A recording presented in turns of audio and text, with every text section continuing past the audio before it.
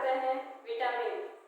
दोस्तों, हमारा पिछला टॉपिक चल रहा था विटामिन, उसमें से विटामिन के बारे में ज़्यादातर हम लोग पढ़ चुके थे कि विटामिन नाम किसने दिया था, विटामिन की खोज किसने की थी।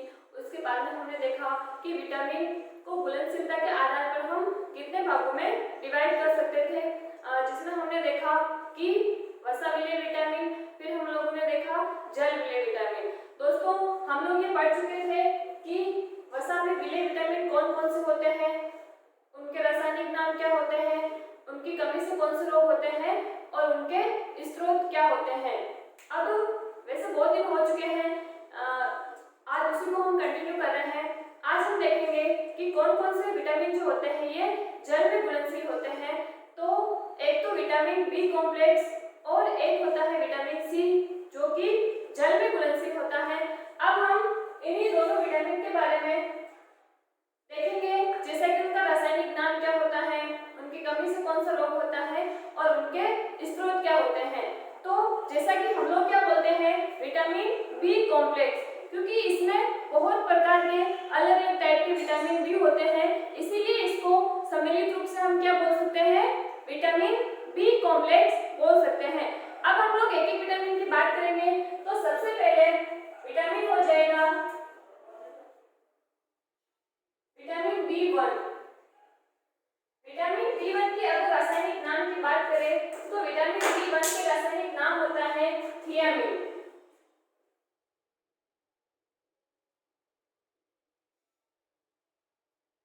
दोस्तों, ये टॉपिक इसमें समझने वाली कोई भी ज्यादा चीज है नहीं, इसको हमें याद ही रखना पड़ेगा कि इसका रासायनिक नाम क्या होता है, इसके स्रोत कौन कौन से होते हैं और इसकी कमी से कौन सा रोग होता है। तो यहाँ पर हम बात कर रहे हैं विटामिन बी1 जिसका रासायनिक नाम होता है थियामिन। यदि इसकी कमी की रोग की बात करें तो उस रोग का नाम होता है बेरी-बेरी रोग।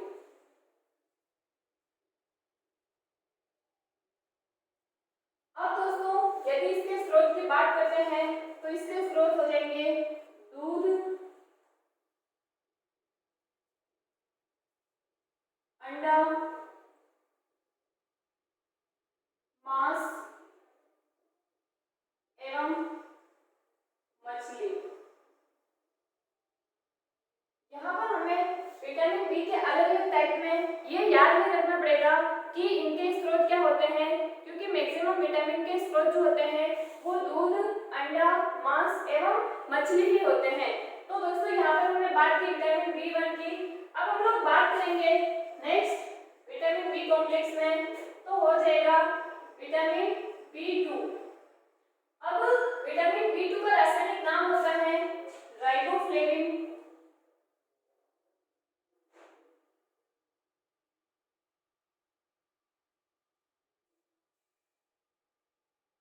और इसकी कमी से जो रोग होता है उसको बोला जाता है किलोसिस।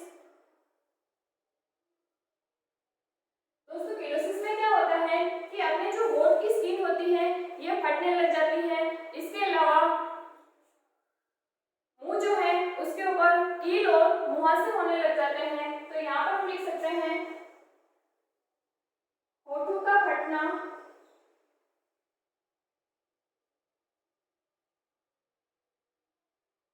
कील एवं मुहासे होना।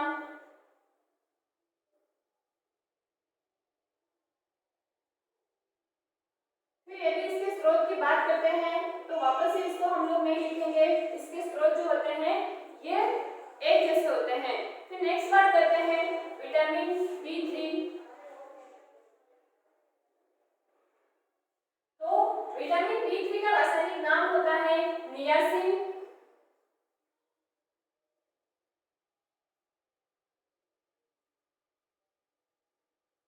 विटामिन बी3 का रासायनिक नाम होता है नियासिन। अब इसकी वजह से अगर अपन डिजीज की बात करें तो उसको हम लोग 4D बोलते हैं।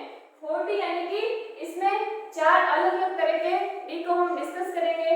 तो सबसे पहले डी का मतलब हो जाएगा डायरिया।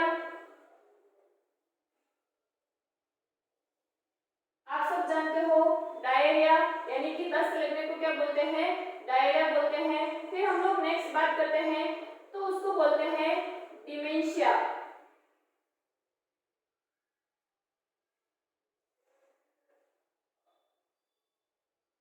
डिमेंशिया मतलब होता है कि इसमें जिस भी व्यक्ति में इस विटामिन की कमी हो जाती है उसकी याददाश्त क्या हो जाती है, कमजोर हो जाती है।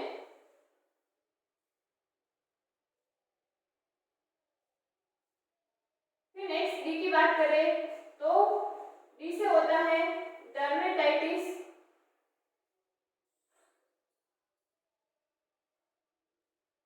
यानी कि ये त्वचा से संबंधित प्रॉब्लम होती है, स्किन फटने लग जाती है और ये जब सब होते हैं तो अंततः व्यक्ति की क्या हो जाती है, मृत्यु हो जाती है, यानी कि क्या हो जाती है, डेथ हो जाती है। और इसके स्रोत क्या है, वैसे के वैसे ही है।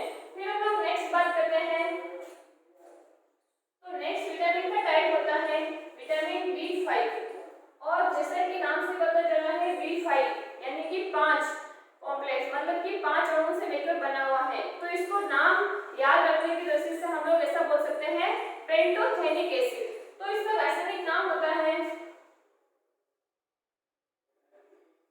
पेंटोथेनिक अम्ल।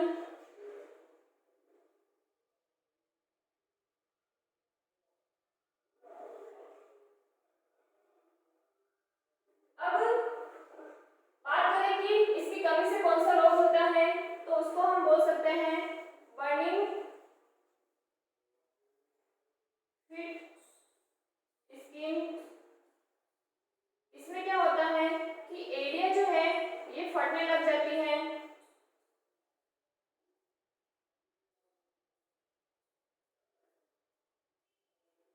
और इसके स्रोत वही होते हैं सेम।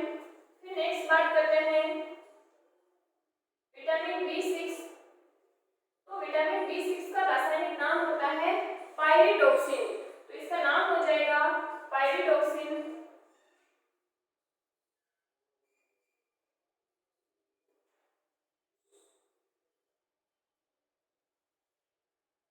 और दोस्तों ये इम्पोर्टेंट विटामिन है, इस विटामिन की कमी से एनीमिया रोग हो जाता है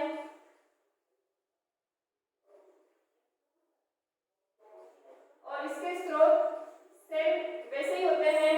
फिर नेक्स्ट बात करते हैं विटामिन B7। तो विटामिन B7 का रासायनिक नाम होता है बायोटीन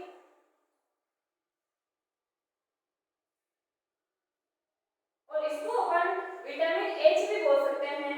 वर्तमान में विटामिन B7 को क्या बोला जाता है, विटामिन H भी बोला जाता है। अब यदि इसकी कमी से होने वाले रोग की बात करते हैं तो उसको बोला जाता है पैरालिसिस। पैरालिसिस मतलब ये होता है कि इसमें हाथ पैर जो होते हैं ये काम करना बंद कर देते हैं। कभी कभी तो शरीर का आधा पार्ट काम करना बंद कर देता है और कभी कभी शरीर जो है पूरा ही काम करना बंद कर देता है। उसको क्या बोला जाता है, पैरालिसिस बोला जाता है। और जितनी भी हरी पत्तेदार सब्जियां होती हैं उससे हमें क्या प्राप्त होता है, विटामिन B7 प्राप्त होता है।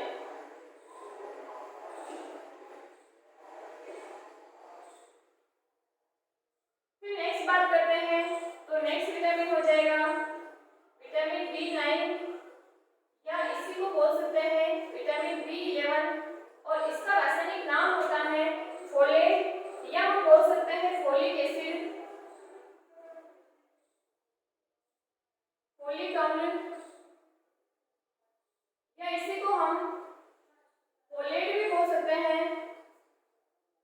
अब इसकी कमी से भी एनीमिया रोग भी होता है। तो दोस्तों हमें ये याद रखना है विटामिन B6, विटामिन B9 और विटामिन B12 इन तीनों की कमी से ही एनीमिया डिजीज होती है, यानी कि अपने शरीर में ब्लड की कमी हो जाती है। तो यहाँ पर हम लिख देंगे एनीमिया। और इसके स्रोत की बात करते हैं तो दूध, अंडा, मीट और फिश हो जाएगा। और अब बात करते हैं लास्ट विटामिन B कॉम्प्लेक्स का लास्ट विटामिन है और उस विटामिन का नाम है विटामिन B12।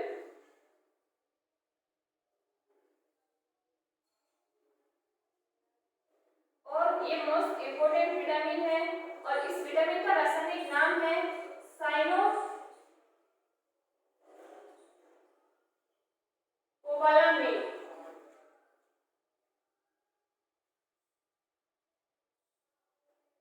साइनोकोबालामिन।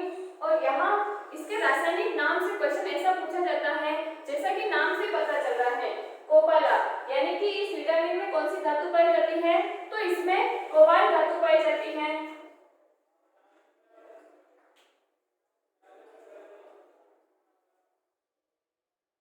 कोबाल्ट धातु उपस्थित, सी से CO से लिखते हैं इसको। अब विटामिन B12 की कमी से भी कौन सी डिजीज होती है, एनीमिया डिजीज होती है। उस डिजीज का पर्टिकुलर नाम है, उसको अपन बोलते हैं पर्सिशियस एनीमिया। और ये बहुत सारे एग्जाम्स में क्वेश्चन पूछा हुआ है, तो होता तो एनीमिया ही है।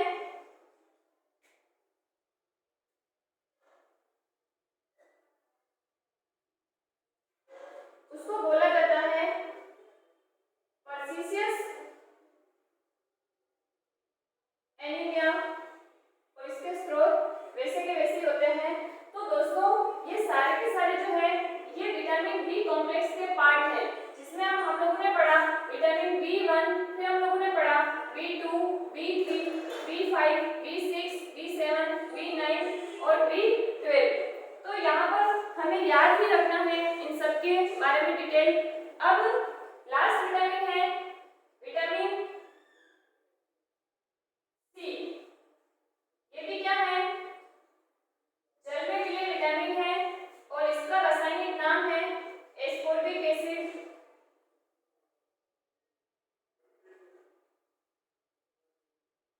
अब क्वेश्चन ये पूछा जाता है जनरली कि निम्नलिखित में से कौन से विटामिन जो होते हैं इनका संग्रह शरीर में नहीं किया जा सकता है।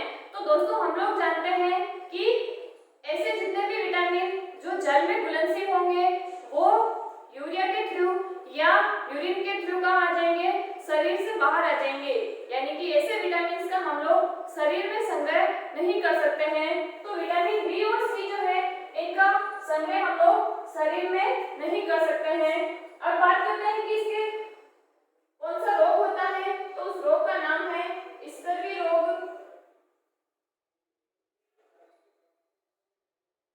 स्कर्वी रोग में क्या होता है कि जब हमारे शरीर में विटामिन सी की कमी होती है तो मसूड़ों से क्या आने लग जाता है, ब्लड आने लग जाता है। तो मसूड़ों से ब्लड आना और जितने भी खट्टे फल होते हैं जैसे नींबू है, संतरा है, आंवला है, इन सब में क्या होता है, विटामिन सी होता है। इसके अलावा हम लोग अगर मिर्च की बात करें तो उसमें भी कौन सा विटामिन होता है, विटामिन सी होता है। तो यहाँ पर हम लिख सकते हैं सभी खट्टे फल और मिर्च। यहाँ पर मैं फ्रूट्स के नाम मेंशन नहीं कर रही हूँ। सभी खट्टे फल का मतलब यह है कि इसमें नींबू है, संतरा है, आंवला है, इमली है, ये सारे के सारे किसके स्रोत होते हैं, विटामिन सी के स्रोत होते हैं। तो दोस्तों हमने टॉपिक स्टार्ट किया था फूड एंड ह्यूमन हेल्थ। उसमें से हम लोगों ने सबसे पहले क्या देखा, बैलेंस डाइट यानी कि संतुलित भोजन। और उसमें हम लोगों ने क्या देखा कि संतुलित भोजन के टोटल कितने अवयव होते हैं, 6 अवयव होते हैं। उसमें सबसे पहले हम लोगों ने देखा कार्बोहाइड्रेट, फिर हम लोगों ने देखा प्रोटीन, फिर लिपिड, फिर वाटर, मिनरल्स और सबसे लास्ट में हम लोगों ने क्या देखा, विटामिन। तो यहाँ पर हमारा भोजन वाला जितना भी चैप्टर था उसके जितने भी कंपोनेंट्स थे, अवयव थे, उसके बारे में हम लोग पढ़ चुके हैं और यहाँ पर हमारा टॉपिक कंप्लीट होता है। धन्यवाद दोस्तों।